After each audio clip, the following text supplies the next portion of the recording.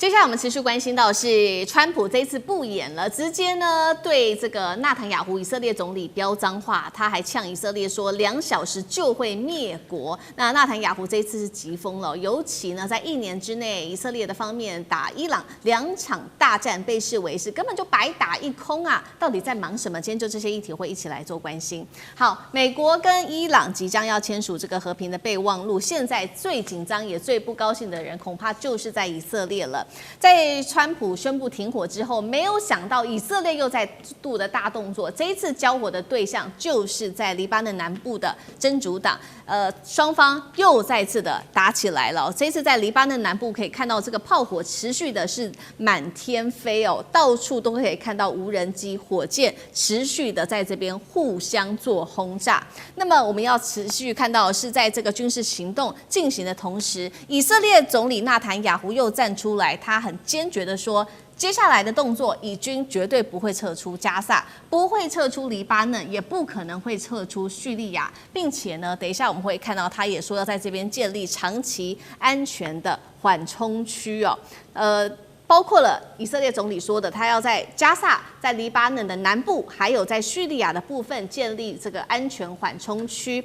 表面上叫做安全緩衝區，但是大家解讀說，因為納坦雅胡說了，在這邊要長期駐軍，而且要永久控制，這個叫做領土的擴張，叫做領土的佔領吧。好，我們來看看現在呢，川普他的態度又是什麼？川普其實呢，對於納坦雅胡的種種行為非常的不滿意，所以他就怒嗆了納坦雅胡。他說，假如伊朗擁有核武，你以色列啊是連2個小時都撐不下去的，等於承認是說，如果以色列你今天沒有了來自於美國的保障，其實呢你是無法面對伊朗的。所以今天節目一開始特別先請教幹哥怎麼看了川普說的，如果伊朗擁有核武，以色列你連2個小時都撐不下去，這是什麼意思呢？再來就是看到了從去年的12日戰爭，即便有美軍的協助，我們看到以色列的鐵穹還是被打穿了。這一次納坦雅胡動作這麼多，是不是又想要繼續的拉美國下水呢？那幹哥怎麼看？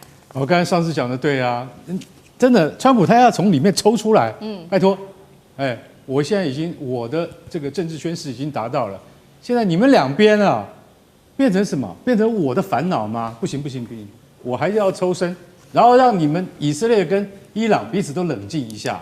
可是尼坦雅胡怎麼可以？他不能這樣子他的政治生命他自己要想辦法延續下去了，所以他就說，我跟你講，他提出了什麼深層安全區？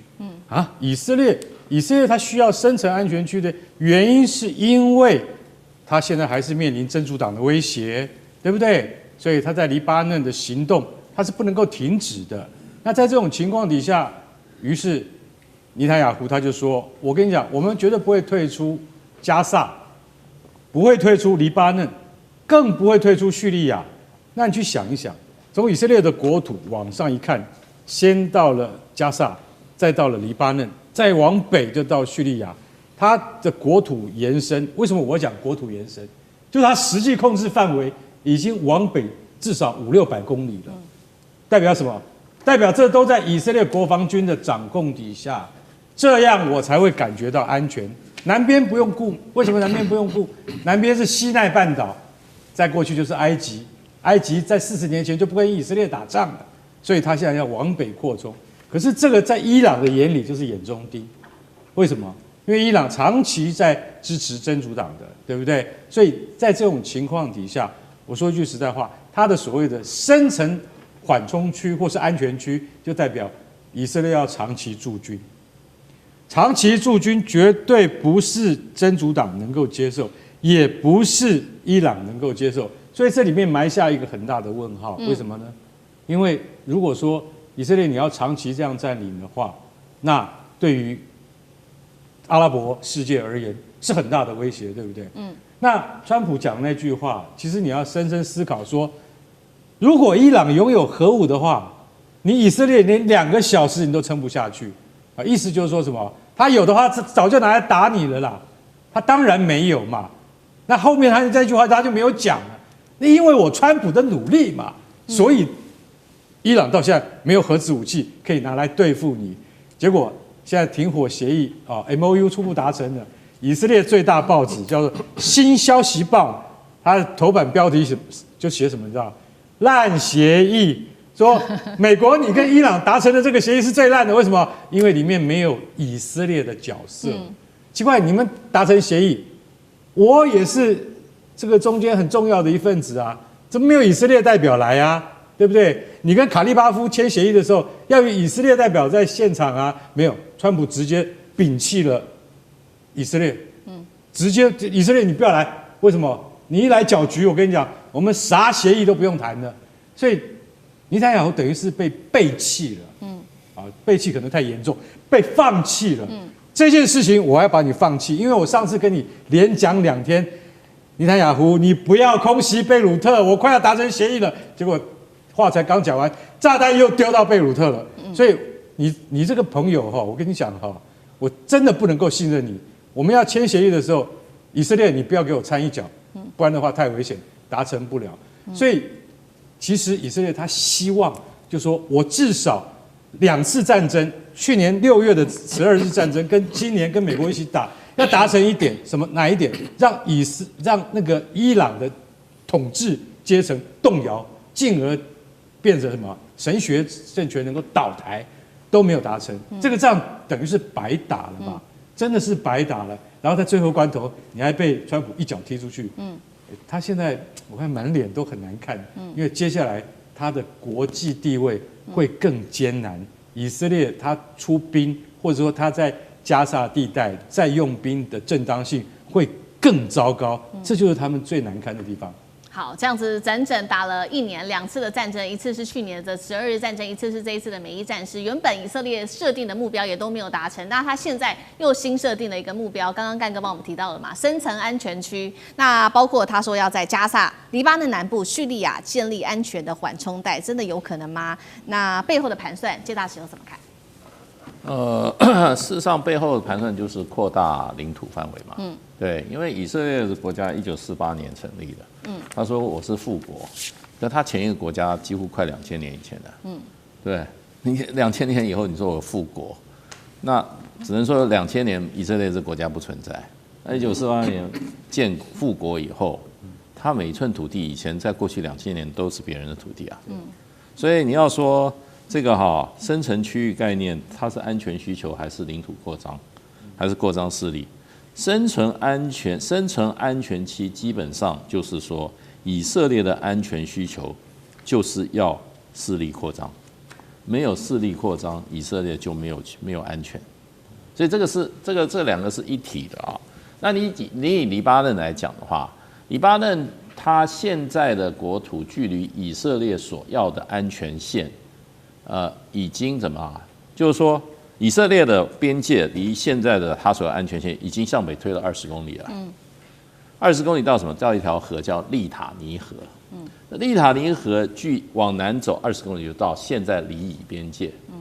那以色列現在已經把利塔尼河以南所有土地全部控制了。他說這是緩衝區，可是緩衝區就是變成他領土的前奏曲而已。現在已經完全佔領這塊，這裡面有10萬居民，以色列已經通知他們了，請你們盡快離開，還要打仗嘛，10萬人通通要走，對，那這是以色列領土就是這樣來的啊，對不對？你現在加薩走廊好了，加薩走廊以色列已經說了，我要實控70%，現在的巴勒斯坦人在加薩走廊那30%的地你們去住。你都給我歸到那30%的地，其他70%我要收回來了啊！本來這個100%的加薩走廊都是巴勒斯坦人啊，現在這場仗打下來，70%以色列說這個是我要實控區了，請你們巴勒斯坦人到那3%我劃30%劃的土地去住吧。然後怎麼講呢？就很簡單啊，就發傳單啊。你們趕快離開這個地方，你現在那個地方比較安全，都去那個地方。哇，那巴勒斯坦又開始扶老攜幼，又在逃難了，對不對？然後呢，人家問以色列說，那你最後你對這巴勒斯坦是怎麼樣？你要怎麼處置他們嘛？巴勒斯坦也有個疑問，他說很簡單，4個字：自願離開。自願離到哪裡啊？對不對？最後就是他的安全需求就是勢力擴張。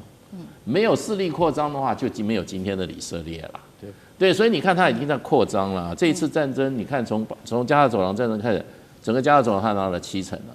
然後呢，現在敘利亞的國土它拿了1/8，利塔的銀河以南它已經拿了。那還有呢，約旦河西岸那個屯墾區，現在就在那邊啊，這叫什麼？這叫移居者。他們這些人呢，因為以色列還有不斷有新移民進來，全世界還有很多猶太人要去以色列做以色列國民啊。他說：“那你們去屯墾區，我政府保障你，可是那些土地你們要自己把那些原住民清掉。”那手段很残酷就是放火燒人家房子，要不然就去丟石頭叫你們離開。那人家就說：“那這地方是我祖先就在這裡。”他說：“人家說不行，2000年前是我們的。”所以這個就是以色列的生存方式。所以以色列只要有機會，他一定要怎麼？他是攻擊再攻擊再攻擊。只要能打就打，要不然就不會有以色列這個國家。对。好，不過我們也来看到，那納坦雅胡做了這麼多動作，剛剛我們特別提到了嘛，這個轟黎南的地區還不斷的擴張佔領的土地哦。那其實背後是不是也有政治的盤算？原因就是因為納坦雅胡在今年10月份的時候就會遭到這個他的官司危機，也就是這個貪污案哦。那麼10月底的時候就是大選，那他可能會被清算，這個是一個問題。那尤其是現在呢，在以色列內部也出現了各種的雜音，反對派現在也集結要拉納坦雅胡下台。而且軍方還有前高層，包括了安全的這些高層的顧問們，也開始質疑他發動這一場戰爭的這個可信度到底有多高。再來呢，現在也被這個來自於《紐約時報》的最新評論諷刺說，這個以色列你1年之內對伊朗發動了2次的戰爭，至今一無所獲。尤其是你當初設定的這些目標，到現在真的看起來也都沒有達成。我們來看到以色列當初設定的目標，包括他說要摧毀伊朗的核能力、他的飛彈、導彈，還有削弱革命衛隊，並且推翻伊朗的政權。現在看起來全部都沒有，而且美伊談判，以色列還被排除在這個談判的之外。尤其呢，现在川普也非常的不滿納坦雅胡，他還罵髒話。如果不是我，你早就在監獄裡面了。美以之間的這個分裂也在這邊可以看得出來。上次哥怎麼看？現在會不會以色列可以說是最大的輸家嗎？納坦雅胡個人，他其實現在在國際間，在很多的國家都甚至基本上視他為這個戰爭的犯罪者，然後是很嚴厲、很強烈，像西班牙等等很多的國家。然而，他其實面對最大的問題，其實還是在以色列自己的國內。但我覺得我們現在眼前要看的一個關鍵點，就是說，當這次美伊簽下了這些協議也好，這個意向書也好，美國特別是川普個人，很明顯的不再那麼支持納坦雅胡的時候，到底納坦雅胡國內對他的反對力量會不會更加的加劇？因為這個東西是很微妙，猶太人或猶太資金在猶太勢力，當然在美國方面很大影響力，也可以影響到川普。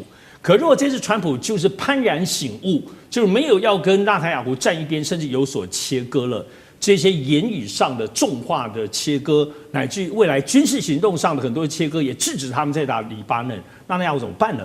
我們知道，其實納坦雅胡現在國內最大的面臨的問題，首先第一個就是他的民調，在民調的支持現在來講，認為他早就不應該去選了，就認為你憑什麼再選？就對他等於是不只是不支持，視他為無誤的，在現在以色列內部當中，高達60%到70%，跟川普現在的這個30%有的拼哦，就民意極差，差到如過街老鼠，你可以這樣講。第二個部分其實主要是他這個貪腐的這個司法的部分的問題，因為早在2019年，基本上就已經所有的貪腐證據都確認了，而且在之後納坦雅胡那麼大轉型，在波灣裡頭掀起那麼大的危機，其實是在這個我們都知道是在疫情 COVID 之前，他就已經在整個突然變成個極右翼，他以前沒有到這樣的地步，後來就變成極右翼。好，但是第三個就是現在以色列的國內當中，即使右翼，他的這個極右翼沒有錯，很強悍。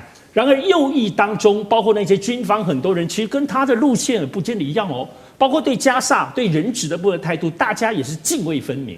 所以並不是右翼都是大團結，這是他現在面臨很大問題。可我始終覺得這些政治人物、這些意識形態、價值上當中問題，永遠抵不上真正的跟錢有關。怎麼說呢？我們都知道，因為他佔領加薩之後，你其實如果要維持加薩包括軍力，你要花好多錢嘞。然後，而且包括你現在我們看到說，如果你在這一次的伊朗戰跟伊朗的部分戰爭，你現在也還是花掉的，現在統計起來，它已經花掉超過5000億美金了。是。可能花的比美國還多，所以這些錢不會自動生出來，因為你現在戰爭就影響到。我們知道以色列過去的航太科技網絡是強到爆炸，甚至跟台灣有很多的合作。可是你一旦戰爭之後，不要說這些產業，人家尤其歐盟懶得跟你合作，要跟你不往來。更重要的是這些科技的人才，這些勞動力都會跑光光哎。所以呢，這一波其實對於以色列內部以科技為主的經濟，到底破壞了多少？跑掉多少？還有哪些公司是在為以色列能夠賺取外匯的？其實目前國際上包括投資圈並沒有嚴格的統計，但這些全部都會算到納坦雅胡上。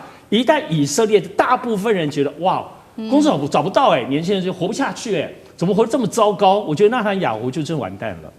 好，謝謝尚志哥。那我們休息一下，馬上回来。